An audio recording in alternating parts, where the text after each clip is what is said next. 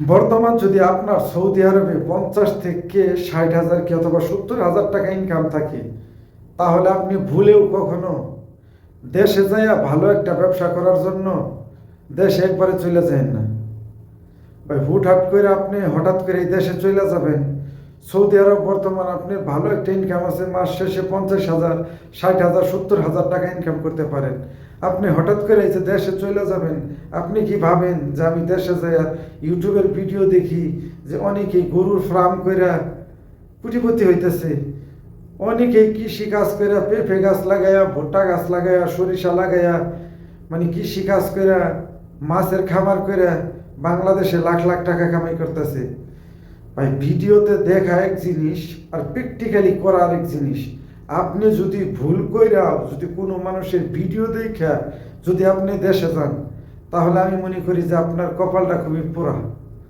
তাহলে একমাত্র আমার মতো হবেন, আমার মতো হইয়া বাংলাদেশে যাইয়া আপনার যত টাকা ক্যাশ ক্যাপিটাল আছে ওই টাকা শেষ কইরা তারপরে আবার আপনি ব্যাক করবেন এই সৌদি আরবেই আসেন, কুয়েতে আসেন। আপনার প্রবাস জীবনে একদিন কালনিকা হইলেও আবার আসতে হবে।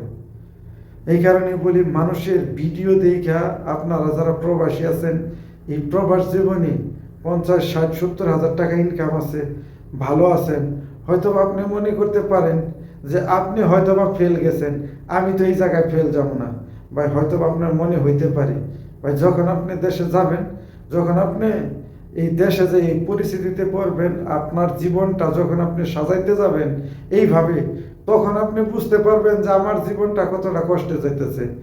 এখন তো বর্তমান বুঝতেছেন না যে আমার জীবনটা সুখে না দুঃখে না শান্তিতে আছি ভাই। বিদেশের বাড়ি 50 থেকে 60,000 টাকা ইনকাম থাকলে আমি মনে করি যে আপনি সুখে আছেন।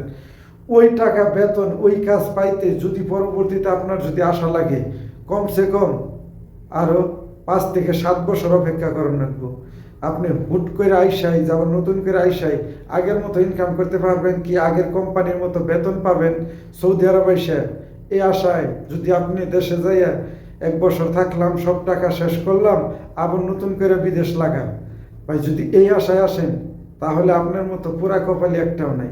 তার মানে আপনি আমার সেম আমার মতো হবেন, আপনার কপালটা আমার মতো পুরা থাকবো ভাই। যারাই দেশে চইলা যাইতে চান যে না আমি দেশে চইলা যাবো, একটা ব্যবসা বাণিজ্য করবো, তাদেরকে আমি একটা মেসেজ দিই। আর সর্বপ্রথম যেভাবে হোক মুদিরের কাছে কইয়া যেভাবে 4 মাসের কি 3 মাসের ছুটিতে যান, যাইয়া দেখেন যে আপনি ব্যবসা করার মতো আপনার কাছে ক্যাপাসিটি আছে কি নাই। যখন 10 জন মানুষের কাছে যাবেন, দেখেন তার ব্যবসায়িক বাকি কত, আয় কত, ব্যয় কত। আপনি হঠাৎ করে এই দেশে যে একটা গরুর খামার করবেন, একটা পোলট্রি মুরগির খামার করবেন, একটা মাছের খামার করবেন, এইসব ভিডিও দেখে যাইবেন, যাওয়ার পরে একটা কালা বাস খাবেন। হয়তো আমার কথাগুলো শুনে আপনার মনটা খারাপ লাগতে পারে ভাই, বাস্তবতার শিকার হচ্ছে আমি নিজেই। মনে করেন যে সৌদি আরবে যখন আমার 3,000 রিয়াল স্যালারি ছিল, তখন মানুষের ভিডিও দেখে আর ভালো লাগতো না, দেশে চলে গেলাম। 2 বছর দেশে থাইকা লাস্ট মুহূর্তে নিজের ক্যাশ ক্যাপিটাল যা ছিল সব খরচ করে আবার নতুন করে কিন্তু আবার এই সৌদি আরব আসছি। আসার পরে কিন্তু আগের মতো আর বেতন পাই না, এখন 600 রিয়াল বেতনে কাজ করতে হয়। বাইরে যদি ভালো কামাই করতে পারি, তাহলে মাস শেষে 30,000 টাকা 40,000 টাকা পাঠাইতে পারি। আর যে মাসে কামাই নেই, সেই মাসে 10 থেকে 15,000 টাকা দেশে পাঠাইতে হয় ভাই। এটাই বাস্তবতার জীবন।